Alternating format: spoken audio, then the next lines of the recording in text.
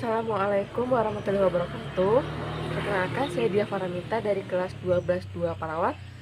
Di video kali ini saya akan membacakan atau menarasikan resensi yang sudah saya buat dari buku atau novel Catatan Pendek untuk Cinta yang Panjang. Jadi novel ini ditulis oleh Boy Chandra dengan jumlah halaman sini ada 212 halaman, 211 dan 212. Novel ini diterbitkan oleh Media Kita dengan isi yang berbahasa Indonesia.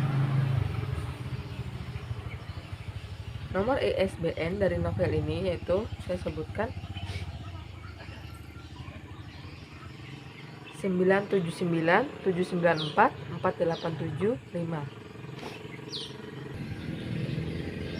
Nah, untuk kelebihan dari buku ini, menurut saya buku ini kalimat-kalimat itu sangat mudah dipahami dan ceritanya tidak bertele-tele. Selanjutnya, novel ini cocok untuk dibaca oleh para remaja yang sedang banyak mengalami jatuh cinta seperti itu. Dan dalam novel ini banyak kalimat-kalimat kritis yang mengandung makna. Jadi di dalam novel ini tuh banyak kalimat-kalimat atau quotesnya. Selanjutnya kekurangan dari kelebihan terakhir bisa dilihat dari covernya. Covernya didesain menarik dengan warna kecoklatan dan disertai dengan gambar hati dengan judul. Selanjutnya kekurangan dari buku ini menurut saya adalah yang pertama, tidak memperkenalkan tokoh secara detail seperti nama kekasih, nama temannya, nama mantan dari kekasihnya, seperti itu.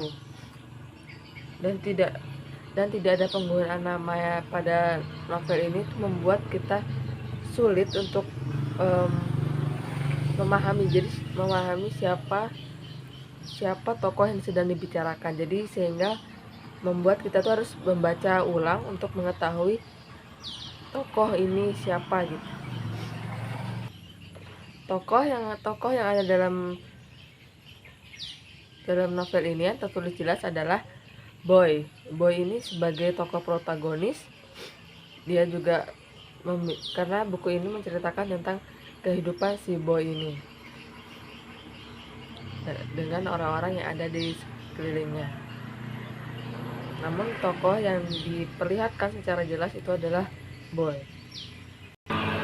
Alur yang digunakan pada novel ini adalah alur manju, di mana ini menceritakan tentang Boy dari sebelum berpacaran sampai akhirnya menjadi mantan kekasih. Selanjutnya latar yang ada dalam novel ini, yang pertama itu latar tempat. Latar tempat yang pertama itu ada kampus, dibuktikan dengan kalimat kita sering bertemu tanpa sengaja di tempat yang sama. Kebetulan kita satu kampus. Lalu ada lagi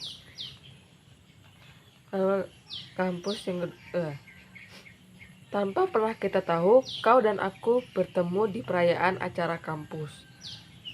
Aku datang sebagai undangan, lebih tepatnya menemani temanku. Latar tempat selanjutnya yaitu toko, dengan dibuktikan kalimat lalu sampai di toko buku. Latar tempat selanjutnya yaitu pantai, dibuktikan dengan kalimat sore itu kami duduk di pantai. Selanjutnya adalah latar waktu. Latar waktu yang saya temukan di sini ada malam, sore, dan pagi. Malam dibuktikan dengan kalimat malam ini hujan turun dengan angkuhnya. Pukul 7:45 malam. Selanjutnya latar waktu sore dibuktikan dengan kalimat pukul 5 sore atau pukul 6:13. Latar pagi dibuktikan dengan kalimat pagi ini kau mengirimi aku pesan singkat. Selanjutnya ada latar suasana. Latar suasana yang pertama itu adalah bahagia. Dibuktikan dengan kalimat, namun sungguh aku bahagia. Selanjutnya, latar suasana selanjutnya yaitu adalah gugup atau gelisah. Dibuktikan dengan kalimat, sumpah ini bikin aku deg-degan. Kalimat selanjutnya, dan itu membuat aku gugup. Latar suasana selanjutnya itu adalah bimbang.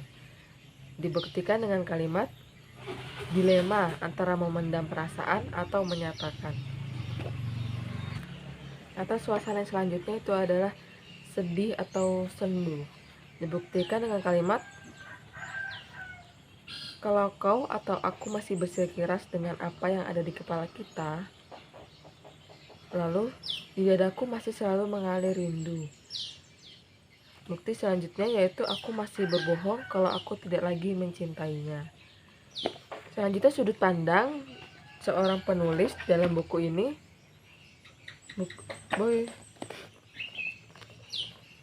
Sudut pandang sini sebagai orang pertama, di mana dia menceritakan tentang dirinya sendiri atau boy ini dengan orang-orang yang ada pada hidupnya. Lalu amanat yang ada dalam novel ini yaitu tidak usah takut menghadapi apapun persoalan asmara. Kalau kamu patah, bangkit lagi. Cepat atau lambat, semuanya akan segera membaik. Jangan takut untuk jatuh cinta. Jangan takut untuk mengungkapkan rasa. Kamu berhak untuk bahagia. Maka perjuangkanlah kebahagiaanmu itu. Karena hidupmu adalah wewenangmu. Bahagia atau tidaknya kamu, kamulah penentunya. Yang selanjutnya adalah sinopsis. Sinopsis ini adalah menceritakan secara ringkas apa yang ada dalam novel ini.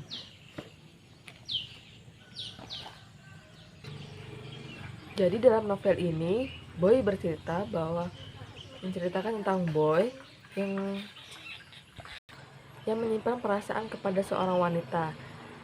Tapi Boy ini ragu apakah harus mengungkapkan atau enggak, karena dia takut perasaan ini tidak terbalaskan. Sampai akhirnya Boy ini memulai memberanikan diri untuk mendekati wanita itu, tapi ketakutannya pun terjadi. Boy tahu kalau wanita itu sudah memiliki kekasih. Di situ Boy sangat menyesal. Dia merasa sudah terlambat untuk menyatakan perasaannya, sehingga seperti tidak ada kesempatan lagi untuk dia. Selama berbulan-bulan berlalu, Boy tetap memperhatikan wanita itu dengan perasaan yang sama. Seolah-olah Boy ini tidak bisa mencintai wanita lain, seperti tidak ada ruang kosong di hatinya untuk perempuan lain. Boy terus memperhatikan wanita itu, sampai akhirnya Boy tahu bahwa wanita itu sudah putus dengan kekasihnya. Di situ Boy merasa senang. Boy merasa bahwa ada kesempatan lagi untuk dia mendekati wanita itu. Boy memberanikan diri untuk mendekati wanita itu dengan melalui lewat chat. Boy seperti tidak mau kehilangan kesempatan untuk kedua kalinya. Selang beberapa minggu, Boy dan wanita itu semakin dekat, semakin akrab. Mereka sering berkomunikasi, dan akhirnya saking dekatnya mereka memutuskan untuk menamai hubungan mereka itu dengan sepasang kekasih. Boy sangat tidak menyangka itu akan terjadi pada dirinya, karena selama ini Boy hanya mengenal wanita itu sebagai teman, lalu sahabat, dan akhirnya sebagai sepasang kekasih. Dan ini sangat membuat Boy bahagia sekali. Setelah beberapa bulan menjalin hubungan, mulailah muncul masalah-masalah dalam hubungan mereka. Sebenarnya mereka hanya perlu saling memahami atau menghargai pola pikir mereka masing-masing. Masalah yang datang pada mereka kebanyakan adalah perbedaan pendapat antara keduanya. Mereka berdua saling bersikeras atas apa yang ada di kepala mereka, apa yang mereka pikirkan, sehingga tidak ada yang mau mengalah dalam hubungan mereka, dan akhirnya wanita itu memutuskan untuk mengakhiri hubungannya dengan Boy. Di sini Boy sangat patah hati. karena karena wanita itu adalah wanita yang sudah dikejarnya sejak dahulu. Tetapi pada akhirnya mereka tidak perlu saling menyalahkan lagi siapa yang salah, siapa yang benar. Sehingga hari demi hari Boy melalui hidupnya sendiri dengan masih terbayang-bayang oleh wanita itu. Tetapi lama-kelamaan Boy mulai berpikir, bukan hanya dengan wanita itu saja aku bisa bahagia. Jadi mulai hari itu Boy berusaha untuk melupakan wanita itu. Hari demi hari Boy mulai melupakan wanita itu, sampai pada akhirnya Boy mulai bisa move on dari wanita itu. Tapi takdir berkata kalau Boy bertemu lagi dengan mantan kekasihnya, dan itu membangkitkan luka lama Boy kembali. Wanita itu membuka pembicaraan dengan Boy.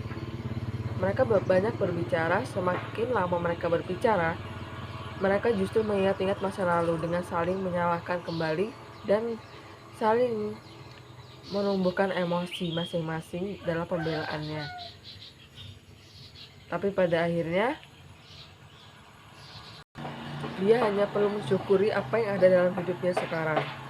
Walaupun yang ditunggu tak kunjung datang, walaupun yang diperjuangkan tak pernah sadar dengan perjuangannya, nikmati saja.